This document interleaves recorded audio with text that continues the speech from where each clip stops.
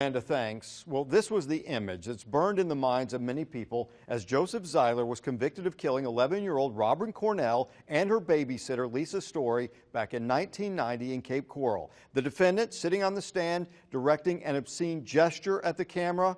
You know, it took 33 years for a case to reach the courtroom, but just 3 hours for the jury to reach a verdict. Zieler smirked at the camera as jurors said he was guilty. And now Wink News reporter Claire Galt joins us live from the Lee County Courthouse. So Claire, talk to us about the feeling that was in the courtroom when that verdict came down. Well, for the families and the friends of the victims and for the Cape Coral Police Department, whose detectives have invested so much time and effort, the verdict was validation. Justice finally served. Now, as for Zieler, his attorney said that watching that last day of trial was like watching a train wreck.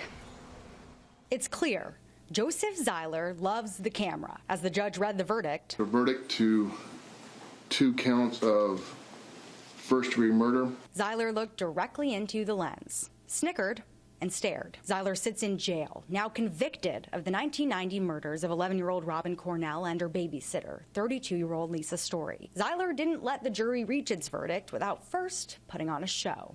I mean, everyone's talking about the finger. Zieler's attorney, Lee Hollander, cannot tell me whether he recommended his client testify in his own defense or if Zieler made the decision on his own.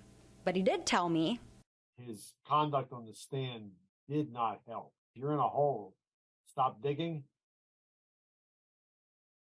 Yeah, that's really kind of what I wanted to say right then and there. Zieler kept going, flashing everyone the bird.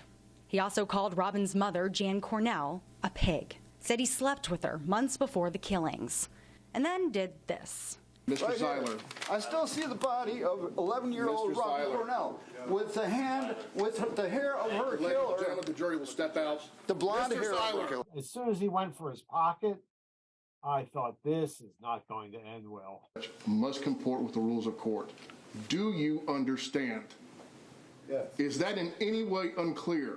Can I use the microphone? Is that in any way unclear? I'm what, 30 feet from him? I'm back behind counsel table, and he's up in the witness chair. And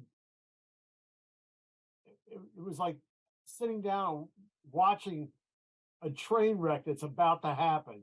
Elaine Belling, who's followed this case from the beginning 33 years ago, was in the courtroom during trial. Until he took the stand, you in the back of your mind, you wonder, who is this person? What is he like? But that removed all doubt, didn't it? Elaine told me she lived near the Cornells when the murders happened, but did not know the family. She followed the case in the newspapers and on television, and for the last week in court. It moved so much faster than I thought it would, and it was as horrifying as I thought it would be, and as gut-wrenching for the families and those of us who lived in this community all these years and wondered about it. She told me Zieler's antics may have been a blessing in disguise. There was a sense of community in the courtroom. I'm sure you felt it too. I felt like I was a part of that community these last few days. In fact, she thinks they sealed the deal. It's a good thing that we allowed the defendant to show who he is. We want him to stay behind bars as he's been for the last 7 years, don't we?